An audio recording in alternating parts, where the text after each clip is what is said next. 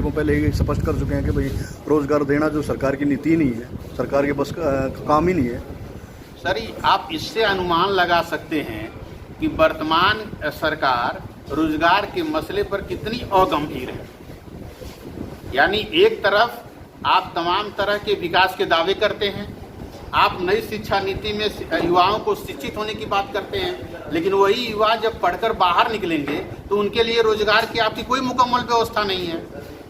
ये सरकार अगंभीर है और हम लोगों की डिमांड है, यानी कि संयुक्त रोजगार आंदोलन समिति का जो कहना है कि जब तक आप इसको पारित नहीं कर लेंगे हमारी ये मुहिम चलती रहेगी।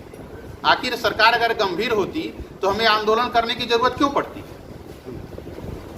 तो अभी एक नई शिक्षा नीति लेकर आए हैं सर, जो हरियाणा में लागू की है कि भाई ये जो प्राइवेट स्कूलों में जिन परिवारों की आय 1,80,000 रुपये से कम है, उनके बच्चे अगर प्राइवेट स्कूलों में पढ़ते हैं सरकार 700 रुपये से 1100 रुपये पर मंथ देगी, और सरकारी में अगर पढ़ेंगे तो फिर उनको फीस देनी पड़ेगी जी।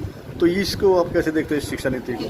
नई शिक्षा नीति के भाषा और उसके मसले तो ठीक है, लेकिन नई शिक्षा नीति जिस तरीके से निजीकरण की ओर बढ़ रही है, यानी कि पब्लिक फंडेड जो स्कूल हैं, पब्लिक फंडेड जो संस्थान हैं, उनको निजी तरफ ढकेलने की कोशिश है। तो निजी तरफ जो ही आप ढकेलेंगे, कम आय वर्ग के जितने लोग हैं वो धीरे धीरे शिक्षा से वंचित हो जाएंगे। जैसे एक उदाहरण मैं आपको दे रहा हूँ, स्वास्थ्य के क्षेत्र में आप देखें, स्वास्थ्य के क्षेत्र में ऐसी हालत है कि एक सामान्य व्यक्ति वह प्राइवेट अस्पताल में इलाज नहीं करवा सकता है, और अगर वो इलाज करवाता है तो घर बार उसके बिकने की संभावना होती है। तो नई शिक्षा नीति जो बीओजी लेकर आ रही है, जो निजीकरण की नीति लेकर आ रही है, वो एकदम सही नहीं है। वो पूरी तरीके से वो पब्लिक फंडेड संस्थानों को प्राइवेट फंडेड संस्थानों की ओर वो बढ़ावा देने की कोशिश कर रही है। रोजगार तो दे रही सरकार में, 4 साल का रोजगार दे दिया भाई, 4 साल में अग्निपथ लेकर आए हैं उसके लिए।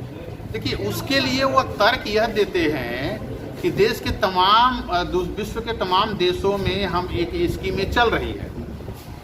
दरअसल बात क्या है कि वो गैस के गुब्बारे की तरह कि वह एक तरफ नौकरी का दावा करेंगे और बताएंगे कि हमारे पास कितने रोजगार की स्थिति है, लेकिन 4 सालों के बाद क्या होगा? 4 सालों के बाद वो बता रहे हैं कि उनकी स्किल रहेगी तो वो परमानेंट जॉब 4 साल के बाद भी कर सकते हैं, लेकिन अगर आपको परमानेंट ही देना है तो पहले से आप क्यों नहीं दे रहे हैं? फिर उनका स्वास्थ्य का क्या है? आप उनके जीवन के उसके बाद की उनकी सामाजिक सुरक्षा का आप क्या सुनिश्चित करते हैं? जो आदमी ट्रेनिंग करेगा, जो फिजिकल पास करेगा, जो 4 साल नौकरी करेगा, उसके बाद वो किस स्थिति में, मानसिक स्थिति में होगा कि आने वाले समय में दूसरी नौकरियों की वो तैयारी वो कर सके। 4 साल के बाद उसके पास एक बजट भी तो होगा, 10-11 लाख रुपए का बजट होगा, उससे काम शुरू कर सकते हैं। यह बात सही है कि 10-11 लाख का बजट होगा, तो अगर आपकी चिंता यही है कि 10-11 लाख में वो शुरू कर सकते हैं, तो आप उनको मुकम्मल नौकरी पहले वाली क्यों नहीं दे रहे हैं? आप उनको पेंशन क्यों नहीं दे रहे हैं? अगर आपकी मंशा सही है तो आप उनको पूरी नौकरी दीजिए।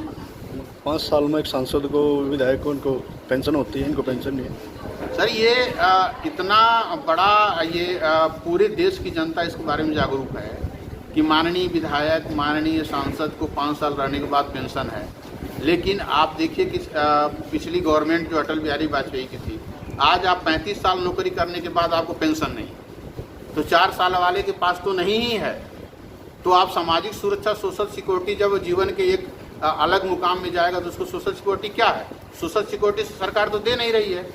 आप हेल्थ में उनको सुरक्षा आप दे नहीं रहे हैं, तो आप इसका मतलब क्या है? इसका मतलब ये है कि आप देश को बरगला रहे हैं, एक ऐसी मुहिम का हिस्सा आप देश को बना रहे हैं जिसमें रोजगार तो कम हो लेकिन दिखावाबाजी ज़्यादा हो। सर, 16 से 22 अगस्त में सिर्फ 7 दिन का आंदोलन होगा या उसके आगे भी कुछ रूपरेखा इसकी? नहीं, ये तो देखिए, ये मुहिम अलग अलग राज्यों में लगभग साल भर से ऊपर से चल रही है। इसका एक मुकाम जंतर मंतर है, और 16 से 22 तमाम संगठन, देश भर के तमाम युवा साथी अलग अलग संगठनों में, जैसा कृष्णा जी ने कहा कि 1000 संगठन उसमें हिस्सेदारी कर रहे हैं, तो ये संगठन दरअसल वहाँ पर अपनी मुहिम के लिए इकट्ठा हो गया। अगर हमारी बातें मानी जाती हैं तो ठीक है, नहीं तो हम फिर इस मुहिम को और आगे बढ़ाएंगे। सर, किसानों को 1 साल तक धरना दे प्रदर्शन करना पड़ा है, तब जाके सरकार के कानों पर जू रहेंगी, तो आप कैसे इसको इतना बड़ा आंदोलन खड़ा कर पाएंगे?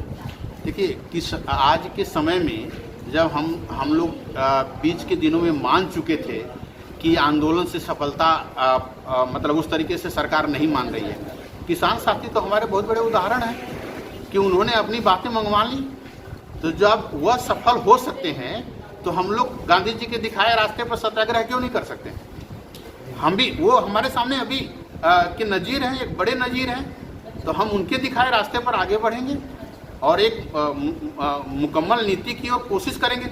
हम क्या है, चरवैती कोशिश करेंगे, हम कोशिश करेंगे कि ये नीति लागू हो, ड्राफ्ट जो है संसद में पहुंचे और पास हो। नाम क्या है, डेजिग्नेशन आपका नाम, डेजिग्नेशन? जी, डॉक्टर राजेश राव, मैं दिल्ली विश्वविद्यालय के दयाल सिंह कॉलेज में असिस्टेंट प्रोफेसर हूँ।